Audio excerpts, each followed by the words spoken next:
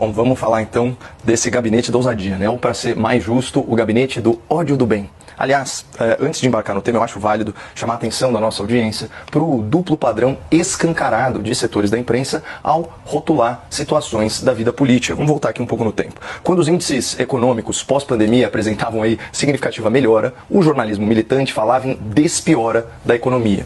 Quando se propôs uma PEC que dava aí uns 50 bilhões de reais de margem fiscal para o governo anterior, ela foi carinhosamente batizada de PEC Kamikaze. Já o governo atual conseguiu um arrego fiscal na casa de 200 bi de reais fora do teto de gastos, mas a proposta ficou conhecida no noticiário como PEC da Transição.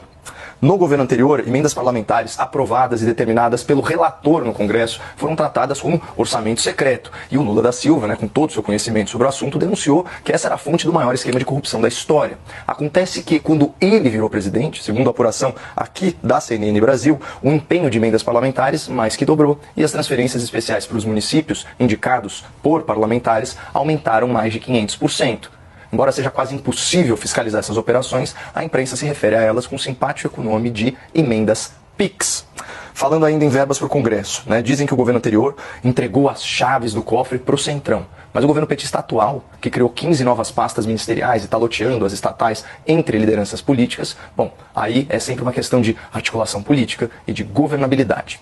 Mais uma, durante a eleição agora, quem se aliava à candidatura petista fazia parte de uma suposta frente democrática, com direito à cartinha pela democracia, assinada por quem jura até hoje, de pé junto, que Cuba, Venezuela e Nicarágua não são ditaduras e que promovem eleições legítimas. Contudo, ai de quem se aliasse à candidatura bolsonarista, aí já era desqualificado como sendo de extrema-direita, fascista, negacionista, genocida, entre outras adjetivações pejorativas. Na campanha eleitoral, quando Lula mentia sobre a sua situação jurídica, ele apenas, aspas, cometia erros. E o Bolsonaro, quando tentava explicar que o Lula não foi absolvido pelo STF, por exemplo, estava disseminando fake news e promovendo a tal desordem informacional. E logo depois que o Lula tomou posse, a gente descobriu que só a esquerda pode ocupar e depredar prédios públicos impunemente. Quando são bolsonaristas, aí não se trata de invasão e vandalismo, mas sim tentativa de golpe de Estado e abolição do Estado democrático de direito. Ou seja, do lado esquerdo, você tem, supostamente, movimentos sociais legítimos. Do outro lado, são golpistas ou são criminosos terroristas, para usar a expressão infeliz de um ministro do STF. E, finalmente, chegamos ao tema em debate, que é outro exemplo ilustrativo desse duplo padrão que contamina o debate público quando o assunto é rotular situações da política nacional. Hoje nós estamos aqui tratando do famigerado gabinete da ousadia, que seria a versão petista, aprimorada, irrigada aí com verba pública, de um suposto gabinete do ódio do governo anterior. E veja então como é gritante a diferença. Olha a diferença dessa carga semântica entre essas duas expressões. Gabinete do ódio, governo anterior, gabinete da ousadia, governo Lula. E aqui uma diferença muito importante. O tal gabinete da ousadia é auto-intitulado. Ou seja, foi a própria campanha de Lula da Silva que escolheu esse nome para se referir aí ao exército de influenciadores e de gargantas de aluguel a serviço da candidatura petista.